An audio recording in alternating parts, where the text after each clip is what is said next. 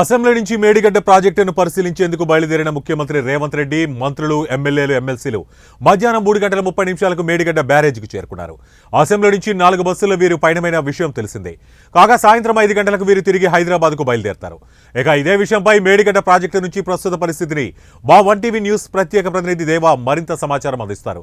దేవా, చెప్పండి. రాజ్ కుమార్, మేడిగడ్డ బ్యారేజ్ వద్దకు ప్రస్తుతం తెలంగాణ ముఖ్యమంత్రి రేవంత్ రెడ్డి బృందం చేరుకుంది. కాగా ఉదయం 9:30 గంటలకు అసెంబ్లీ నుంచి ప్రత్యేక బస్సుల్లో మేడిగడ్డకు పయనమైన సీఎం బృందం ప్రాజెక్టుకు ఇప్పుడే చేరుకుంది. అనంతరం 21వ పిల్లర్ దగ్గర కుంగిన ప్రాంతాన్ని పగుళ్లను పరిశీలించారు. కాగా సాయంత్రం 4 గంటలకు అధిష్టానంతో రివ్యూ మీటింగ్ కూడా నిర్వహించనున్నారు.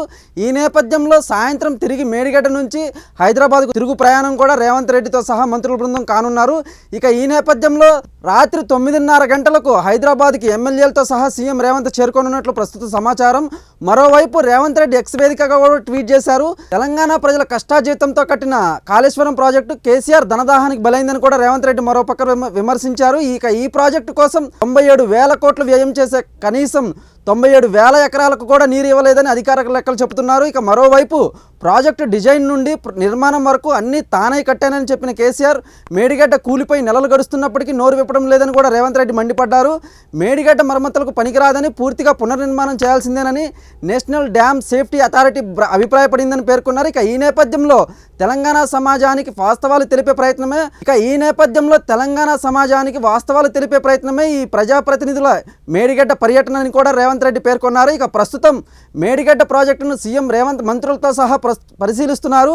మరి కాసేపట్లో ఇక్కడి నుంచే CM Revanth power point presentation కూడా ఇవ్వనున్నట్లు సమాచారం. రాజ్ కుమార్, కెమెరామెన్ చంద్రతో దేవా, 1TV న్యూస్, మేడిగడ్డ.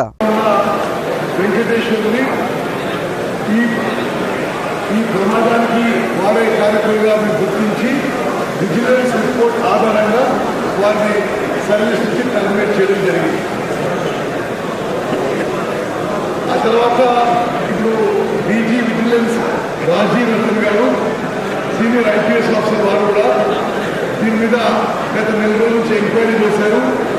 వారు కూడా ఒక 15 నిమిషాలు వారి ఫైండింగ్స్ ఏమిటో వాళ్ళు అక్కడ పవర్ పాయింట్ ప్రెజెంటేషన్ ఇస్తారు. ఆ తర్వాత ముఖ్యమంత్రి గారు ఒక ½ an hour మీడియాతో చిట్ చాట్ చేస్తారు. ఆ తర్వాత మేము హైదరాబాద్ బయలుదేరాం.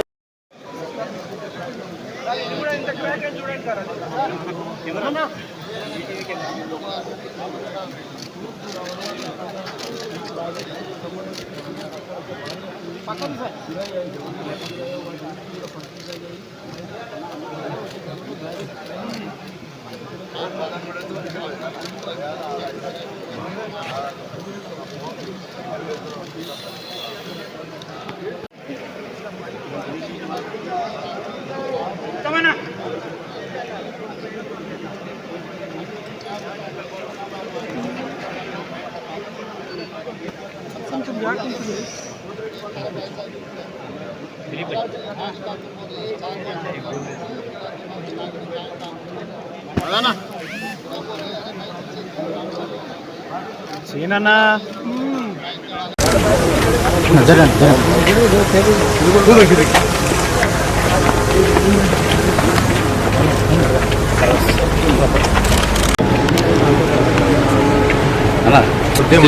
ఒక 2 అడుగులను కూడా మంచి తీసుకోవచ్చు కదా.